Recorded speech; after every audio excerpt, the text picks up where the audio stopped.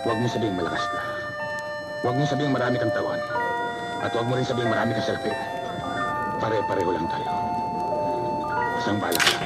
Umiiba na yung tensyon, pag-usapan ay balota. Tantado yung barong pagkaharap sa mga masa. Iba lang sila tumayo pag may habol silang kota. Isang sobre kapalit sa libo-libo makukuha. Umiiba na yung tensyon, pag-usapan ay balota. Tantado yung barong pagkaharap sa mga masa. Iba lang sila tumayo pag may habol silang kota. Isang sobre kapalit sa libo-libo makukuha. Nakakulong sa kayabangan at nabuta ang galing. Hindi ito pwedeng masapawan ng tagay nilang galing. Umaas ang mga santo pag may matang nakatingin. Mga veterano sa laro na di pa pwedeng angkinin. Pag-ingat sa mundo punong-puno kasi dagat-dagatan ng mga mapanin ng buong-buo. Ganap-ganapan pa kahit tagong-tago. Umuusbong pa din ng inggit pag taon-taon na lang nakasanayan kumukupit sa pera ng iba.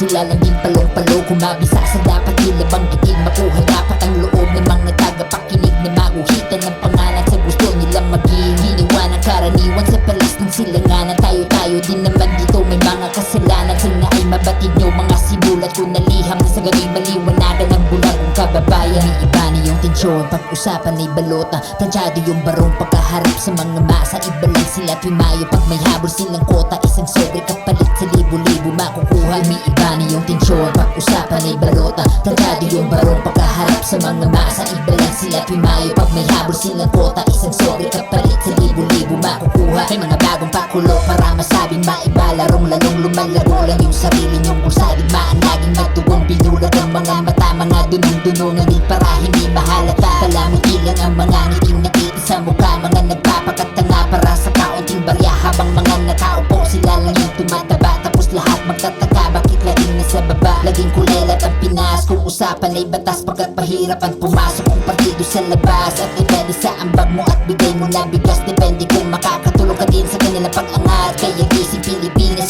buksan mga mata. Para nga ba talaga sa atin ang ginagawa nila? Ilang taon na rin tayong ginagawa lang alkansya. Huwag niyong hayaan na gamitin na lang tayong pataba. Umiiba na yung tensyon, pag-usapan ay balota. Tantado yung